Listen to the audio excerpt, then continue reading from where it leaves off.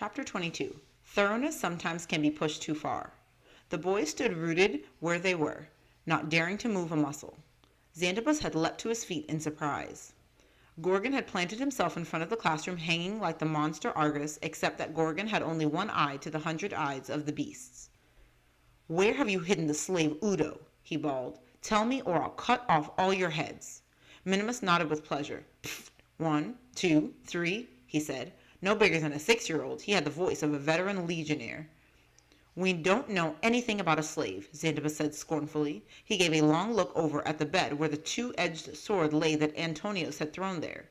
It was only an arm's length away from him. "Don't lie to me, old Greek," Gorgon said. "My gladiator friends have shown me the piece of papyrus. The kid I nabbed is from your school. I also met Xanthos' pupils on the forum with the slave Udo. Now answer me, where is that tramp Udo?" Antonius was preoccupied in thanking the gods that he had pulled the hood over his head, for otherwise the dwarf would have recognized him. "I hope Gordon hasn't discovered Caius is still locked up in cell 13, he thought. Publius had noticed Xanthippus eyeing the sword, and he came to his aid. Foolishly, but courageously, he pretended he was going to leave in order to distract the ex-gladiator and the dwarf. He succeeded, but he paid dearly. They both rushed at him and beat him to the floor. "You clown," Gorgon growled. "None of you is going to get away from me this time." He was about to give Publius another kick when Publius rolled nimbly out of the way. Meantime, Xanthippus had seized the sword, and in a flash, his nostrils quivering, had gone after the intruders. "Now get out of here, you miserable gladiators," he thundered. The sword was 3 times as long as the daggers, and it was a dangerous weapon. But the ex-gladiator was too agile for Xanthippus. He grabbed Flavius, who was standing closest to him, and put the dagger against his chest. "Help!" Flavius squealed, turning white. "Stay where you are and don't move, old man," Gorgon shouted at Xanthippus, "or this boy has taken his last breath. Minimus, take away his sword." The dwarf roughly tore the sword out of Xantippus's grasp and held it menacingly in his left hand. Julius stole a look at the window. He was hoping a policeman would go by so he could call for help with all his lungs. But all he saw was Rufus. Rufus was looking cautiously over the edge of the window into the room. Suddenly he sped away like somebody chased by the fairies. "He's deserting us," Julius thought angrily, and it made him wonder. It was not like Rufus to leave his friends in a jam. The ex-gladiator looked around with his one eye darting in a circle. "All right, make it fast," he roared. "Will you tell me where Udo is or not?" He pointed the dagger at Flavius as if he were going to stab him. Flavius looked imploringly at his friends. "Stop," Xanthippus cried. "I'll give you 2,000 pieces of gold if you leave us in pieces and release the boy you have locked up in the catacombs." At first, Gordon was taken off guard, but then he spat his contempt. "Your offer comes too late," he said. "That stubborn little punk is going into the arena this morning with the other prisoners who are sentenced to death." How horrible, Antonius thought. So the ex-gladiator had noticed that Caius had not escaped. The boy stared at the ex-gladiator with hatred. "You filthy hoodlum," Julius hissed, helpless in his rage. The dwarf grimaced scornfully. "In the arena, it's just like that. Pfft, 1, 2, 3, he said. Xanthippus was breathing heavily. "I'll make sure all of you are beheaded," he gasped. "If you last that long," Gordon said, giving a nasty laugh, "your money would be as much use to me as a handful of ashes from hell. If I don't find Udo in the letter by the end of the day, I'll lose my own neck. I've committed myself to sending a famous senator into Hades." His gaze happened to fall on the slate still hanging over the picture on the wall. "But Pluto and all the dogs of hell, everything I want to know is right over there," he cried. Now Xanthippus cursed his habit of thoroughness. He should not have written on the slate, in Polino's letter, brought by Udo the slave, the following names occur, and farther down, Caius, even more damagingly, had written with underlined letters, Vinicius. "Vinicius! Ha!" Gorgon bellowed in triumph. "You shameless liar. So you do know Udo, and you have read the letter. Vinicius, so that's the famous senator I'm supposed to murder. Now at last I can earn my 1,000 gold pieces. Hey, Minimus, we just walked past the Senate. The gates will be open soon, won't they?" "Just like that. Pfft. 1, 2, 3, the dwarf said. "Hurry, Vinicius, will be coming out soon." Xanthippus and the boys were shattered. All their efforts to save Caius's father had failed, and Caius himself was hopelessly lost. Perhaps at least they could still warn Vinicius in time if only the ex-gladiator wasn't here. But Gorgon was thwarting them in that too. "Minimus," he rasped, "you hold the boys here and use your dagger if one dares to say a word. Wait here for me until I get back." He broke off with a start. Someone struck his shoulder through the hanging with such force that he stumbled forward. He turned and shrieked, "You miserable dog! Whoever you are, I'll strangle you!" He yanked the hanging to one side and bounded backward with a scream. Sitting in front of him, crouching to attack, was a powerful lion with its tail whipping furiously from side to side. Behind the lion stood Rufus with a long piece of wash line bunched in his hand. Before the ex-gladiator could flee, Ramesses leapt straight at him through the air. Gorgon tipped backward and fell. Ramesses lay on top of him and snarled at him with open jaws. "Help!" the ex-gladiator gurgled. His eye was bulging in terror. "Minimus, help!" he rattled in his throat. But the dwarf had long since vanished. He had dropped dagger and sword, hurtled out the window with one leap, and fled. The boys danced around the room in jubilation. "Praises be Ramesses, the jolly good lion," Julius shouted.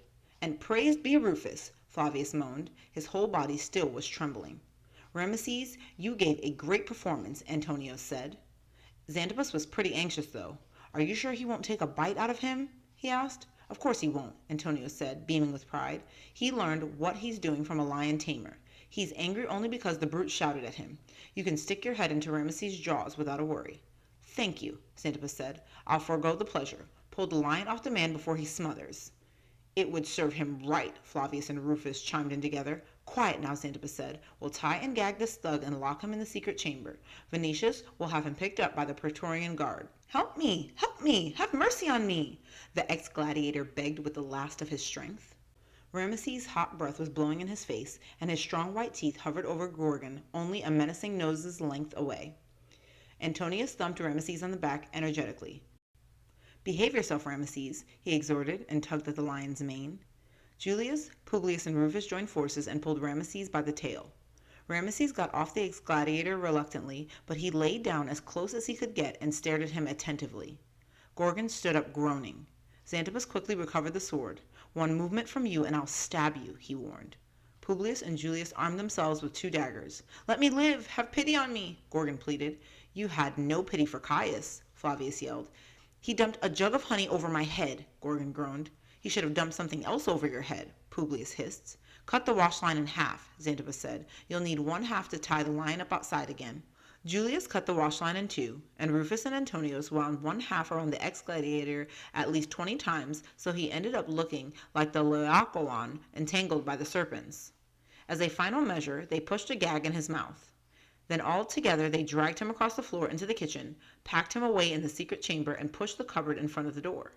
"So now we've turned the tables," Publius said, rubbing his hands in glee. "At any rate, we've stopped them from killing Venetius," Rufus said.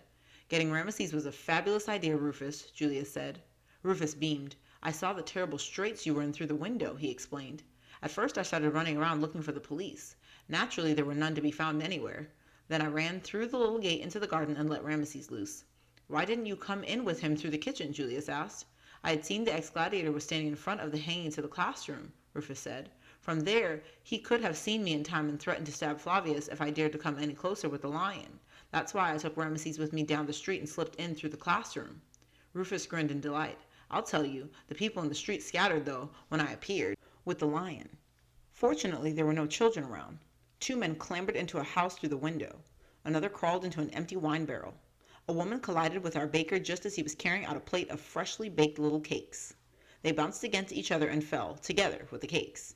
The boys doubled over with laughter. It was a reaction from the fear they had gone through. Xanthippus yelled into the kitchen. "Stop all that chatter! Caius is in grave danger. Have you forgotten?" Stricken, the boys quieted at once. Antonius took Ramesses and the other half of the wash line, and the boys tied him again to the olive tree. "Julius, you still have the rest of our money," Antonius said. "We have to give Ramesses something to eat." "He's really earned it," Flavius exclaimed. They ran down Broad Street to the closest butcher and brought him a mountain of bones and trimmings for the 10 sesterces. Ramesses plunged into the food greedily. "Now he'll be satisfied for a while," Antonio said. When they returned to Xanthippus, Mucius was talking excitedly to him. "Mucius!" the boys in delirious unison cried. They would have liked to lift him on their shoulders and carry him around in a circle. "Well, at least you're back again," Julius said. "We've certainly been worried about you." "I almost landed in Egypt," Mucius said seriously. He had just told Xanthippus about his adventure on the ship and what he had learned about Caius's fate. Xanthippus sat gloomily and stared in front of him, lost in thought. "Riches. Riches," he muttered over and over. "Something's dawning on me." The boys didn't notice. They had Mucius again, and for them that was the main thing. "Where have you been so long?" Julius asked. "And why would you have landed in Egypt?" Antonius cried excitedly. "Tell us! Tell us!" Flavius and Rufus shouted. "We don't have time," Mucius said. "I'm afraid we have to get to Claudia's immediately. It's no use. We have to bring her the bad news of what's happened to her brother." "That won't be necessary," someone said. The boy spun around, flabbergasted. Standing in the doorway was Caius, pale and haggard, but unharmed.